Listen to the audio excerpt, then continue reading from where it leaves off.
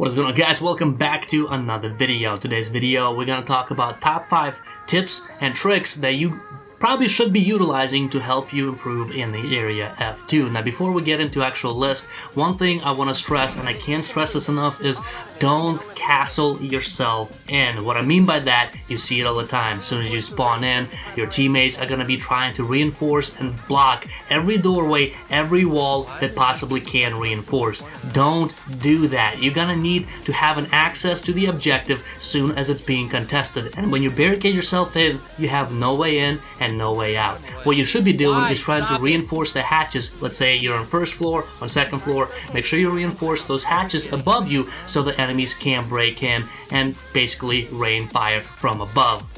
So let's actually get into tip number 1.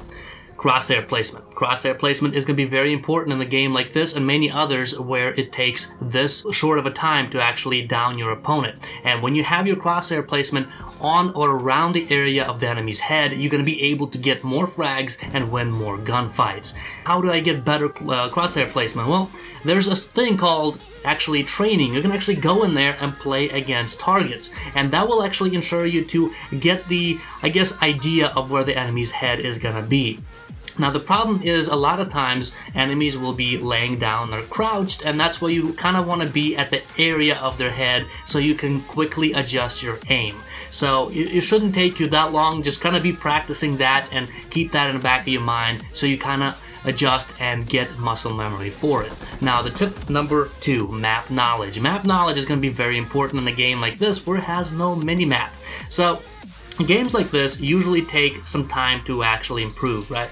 So let's say you're really good at one-on-one or face-to-face or head-to-head gunfights, right? You got the gunfights down, but if you don't know the map or you don't know where to go or the peaks, you will get destroyed. In a game like this, map knowledge is very important, and again, you can go in training and actually explore the map a little bit, run around it. You can select whatever map you want or whatever side you want, if you want on defense or offense, so you can actually kind of experiment with the game a little bit before you actually hop in. So let's actually get into tip number 3, sensitivity. Sensitivity is actually going to be quite important, and what I want to tell you guys is don't look at videos of like the best sensitivity. That is nothing more than just clickbait to reel you in for views, right? There's no such thing as sensitivity or set sensitivity that's going to work for everybody. I know there's a lot of sliders, a lot of things you can adjust and change, and it seems a little bit overwhelming, but that's something that is going to be native to you. There's no such thing as one sensitivity that's going to be working for everybody. So again, you want to go into training and play around with it for yourself, figure out what you like or what you don't like to actually adjust your sensitivity to your personal liking. Now let's get into tip number 4. Agents. There are a lot of them, and learning what every agent does and what's his ability or what's her ability and what's her downfalls and upfalls, that's going to be very, very important. The other thing I want you to kind of look around is what other teammates are choosing, right? So every agent is very important. And let's say everybody chooses kind of like the aggressive agents where they're just going to try to get as many frags as they can. You should probably try to select a more supportive role so you can fall back and pick those gunfights where you know you're going to be in advantage, right?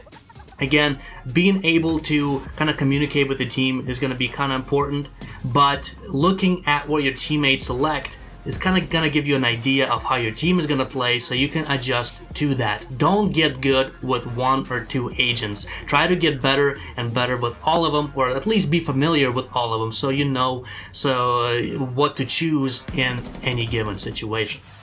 So last tip, sights. So we got a few sights, right? Red dot, hollow, vertical, and we got ACOG. But what you want to do is kind of get used to it. So the last tip I want to talk about are sights. Sights are going to be kind of important because that's something you're going to be using in game pretty much always, right? Like it's aim down sight. I mean, like obviously, duh. But I see a lot of people using ACOG because they feel like it's going to give them the greatest advantage.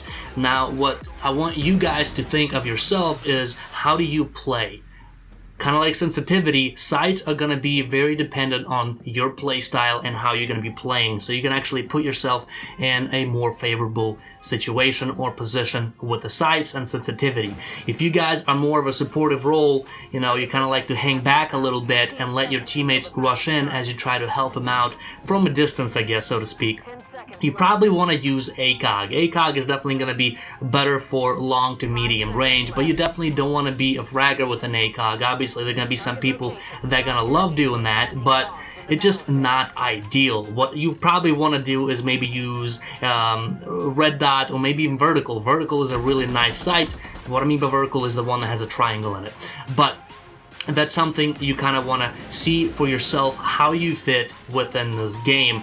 Obviously, red dot, hollow, and vertical are going to be more to medium to close range. So if you guys are actually fraggers, you like to go in there, guns blazing, and try to get as many frags as you guys can, those actually might be the sights for you. But what I will tell you, if you guys are fraggers or you guys want to be fraggers, try to get used to higher sensitivity. That higher sensitivity is definitely going to help you in close range battles, because you're definitely going to have to flick from one target to the next, try to avoid targets, and being able to be prepared for, at a cliche, for the unknown. So those are pretty much my tips. Oh, the other thing I want to talk about is utilize your equipment. Equipment is going to be very important in this game, and knowing what you have and how it works, obviously, is going to kind of fall back into knowing your operator or agent is going to be very, very important. Hopefully you guys enjoyed this video, and if you guys did, definitely drop it a like, subscribe for more videos like this, and hopefully I'll see you guys all in the next one.